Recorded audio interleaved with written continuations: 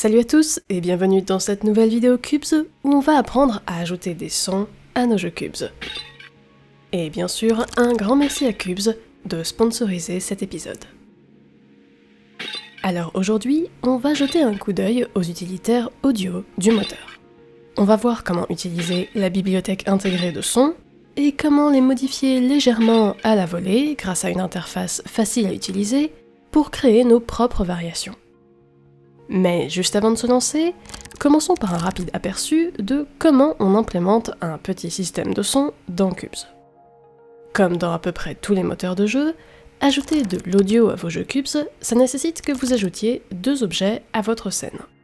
Une audio source et un audio listener. Assez logiquement, l'audio source, c'est ce qui va émettre un son, et l'audio listener, c'est ce qui va le recevoir. Notez qu'on peut avoir plusieurs audio sources dans une scène, mais que par contre, on a toujours un seul audio listener.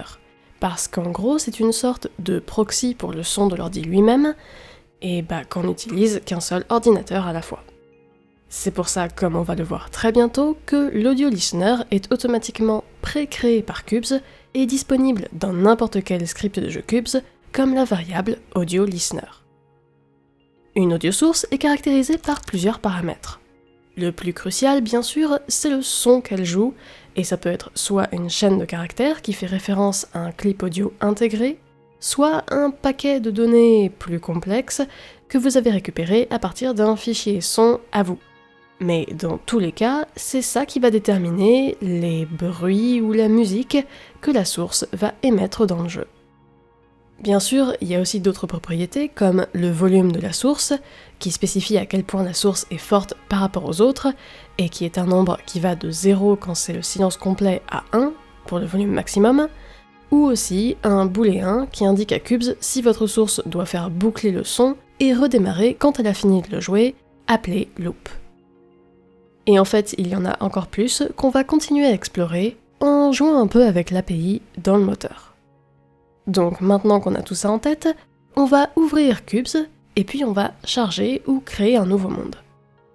À l'intérieur, je vais commencer par nettoyer le code d'exemple et le remplacer par une logique de base qui instancie simplement mon joueur dans le monde, comme on l'a vu dans cet épisode précédent de la série. Maintenant, la première étape, c'est d'ajouter notre audio listener. Et vu que c'est un peu comme donner des oreilles à notre avatar, c'est généralement pas mal de faire en sorte que cet objet suive notre personnage dans le jeu, par exemple en y étant parenté. Et la bonne nouvelle, c'est que comme l'objet audio listener est automatiquement préparé par Cubes, on peut faire tout ça avec une seule ligne de code, comme ceci. Ok, donc maintenant on peut entendre des sons. Sauf que, bien sûr, si on lançait notre jeu, il serait toujours silencieux, puisque pour l'instant, il n'y a pas de source audio dans la scène pour émettre du son. Pour créer une source, on a juste à appeler le constructeur audiosource.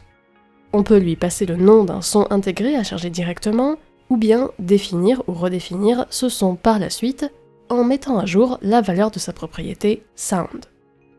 Actuellement, la bibliothèque intégrée de son Cubes contient un nombre assez important de clips audio, conçus par un designer de son professionnel, et qui sont des sons de jeu très courants, comme des explosions, des bruits d'armes, des effets d'environnement, et bien plus. Vous pouvez tous les voir et les prévisualiser, ou préentendre, directement dans la documentation Cubes à cette adresse. Le lien est également dans la description.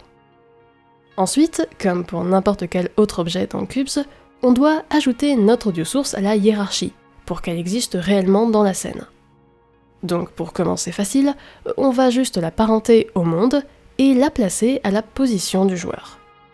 Et enfin, il ne nous reste plus qu'à appeler sa méthode play pour vraiment dire à la source audio de commencer à jouer son son, et si on veut arrêter le son manuellement, après un délai spécifique, par exemple si on a dit à notre source de boucler, ou si on ne veut pas attendre que le clip audio joue entièrement jusqu'à la fin, on peut bien sûr appeler la méthode inverse, stop, typiquement dans un petit timer de 2 secondes.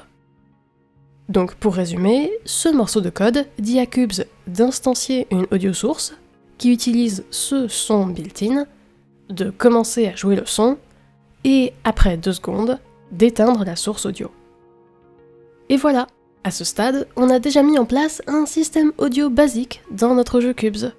Si on republie notre jeu, vous entendez que dès que le jeu commence, on a notre son pendant 2 secondes, et puis il s'arrête.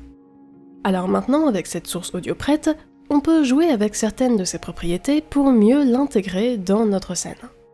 Par exemple, on pourrait réduire légèrement son volume pour en faire plus un son d'ambiance, et on pourrait activer la lecture en boucle. Mais ici, il y a en fait un autre problème avec notre configuration actuelle. Si on commente l'arrêt anticipé de notre son, et qu'on laisse la source émettre ce son d'ambiance dans notre jeu, alors quand on relance la scène, vous remarquez que si je m'éloigne de ma position initiale, et donc de la source audio puisqu'on l'a instanciée à nos pieds, le son diminue et puis s'éteint complètement. Ça, c'est parce que les sources audio dans Cubes sont spatialisées par défaut. Autrement dit, le volume de la source dépend de la distance entre elle et l'audio listener. Du coup, à mesure que je m'approche, le son devient plus fort, et à mesure que je m'éloigne, il devient plus faible. En plus, si vous portez un casque, vous noterez que quand l'objet est à gauche dans le monde 3D, le son est déplacé un peu vers l'oreille gauche, et vice-versa. Cette spatialisation, c'est super cool dans de nombreux cas, parce que la plupart des sons dans un jeu sont liés à un objet ou un personnage qui a une position spécifique dans la scène. Et donc, avoir un son spatialisé aide à vraiment créer un monde plus logique et plus immersif pour nos oreilles. Mais bon, dans notre cas, cette ambiance de vent n'est attachée à aucun endroit particulier. Elle devrait en fait être audible où qu'on soit dans notre scène. Pour faire ça, on a juste à désactiver la propriété Spatialized de notre source audio. Et c'est tout. Le son est maintenant global à toute la scène, et le volume ne change plus quand on s'éloigne ou qu'on se rapproche. Au passage, rendre une source audio non spatialisée nous permet également de jouer avec sa valeur de pan, si on veut, ce que Cubes bloque pour des sources audio spatialisées. Le pan, c'est ce qui permet de déplacer un son vers la gauche ou la droite d'un casque, comme avant dans le cas spatialisé, sauf que là, c'est nous qui le contrôlons directement. Ce nombre va de -1 quand c'est tout à gauche à +1 quand c'est tout à droite, et c'est souvent un paramètre essentiel pour créer des paysages sonores riches et complets pour nos auditeurs. Mais ici, notre ambiance de vent est le seul son que nous avons. Donc, le déplacer sur un côté, ça rendrait probablement juste l'audio déséquilibré. Du coup, mieux vaut le laisser à sa position par défaut, au centre, avec un pan de 0. Bon, ok, c'est super, mais à ce stade, vous vous dites peut-être que même si c'est très chouette de pouvoir configurer un système audio si facilement, on est quand même un peu limité par cette liste de sons built-in.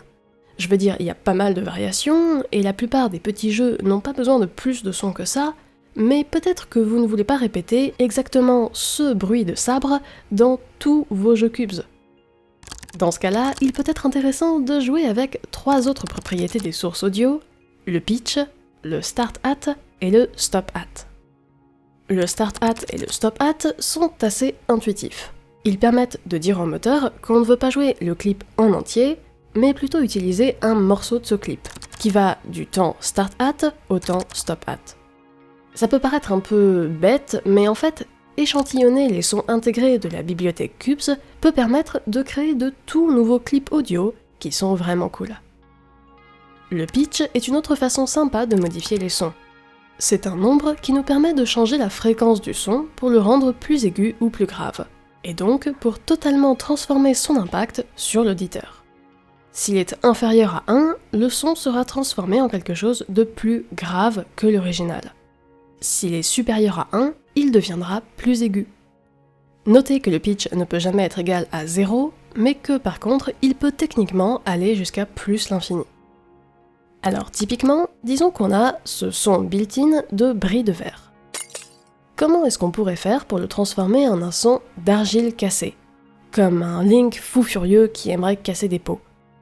Eh ben, si on échantillonne simplement le début du son, on obtient ce nouvel audio court et net qui donne plus la sensation d'argile qui se brise. Mais bien sûr, qui sonne encore comme du verre parce que c'est trop aigu pour être de l'argile. Donc ensuite, on va aussi baisser la fréquence en réduisant son pitch à quelque chose de plus bas que 1, par exemple 0,4. Et maintenant, si on le met dans notre jeu Cubes, en créant une autre audio source et en réinjectant ses paramètres, et puis si on dit qu'on veut le jouer quand on utilise l'action 2, alors si on republie notre monde Cubes, vous voyez que dès que je clique avec ma souris, on entend notre tout nouveau son d'argile cassée. On a donc réussi à créer notre propre clip audio en transformant un son de la bibliothèque de sons intégrée de Cubes. Et sur ce, voilà, vous connaissez maintenant les bases pour ajouter des sons à vos jeux Cubes. Alors bien sûr, même si ce tuto a couvert pas mal de features des outils Cubes Audio Source et Audio Listener, il y a une chose qu'on n'a pas encore évoquée, c'est comment charger vos propres fichiers de son dans Cubes à l'aide des outils HTTP de l'engine. Donc si vous êtes curieux et que vous voulez en apprendre plus sur le sujet, vous pouvez laisser un commentaire et je ferai peut-être une suite à cet épisode là-dessus. Sinon, comme d'habitude, si vous voulez explorer Cubes par vous-même, n'hésitez pas à jeter un œil au Discord et à rejoindre la communauté. Et bien sûr, pensez aussi à liker et partager cette vidéo et à vous abonner à la chaîne pour ne pas rater les suivantes. Comme d'habitude, prenez soin de vous et à bientôt.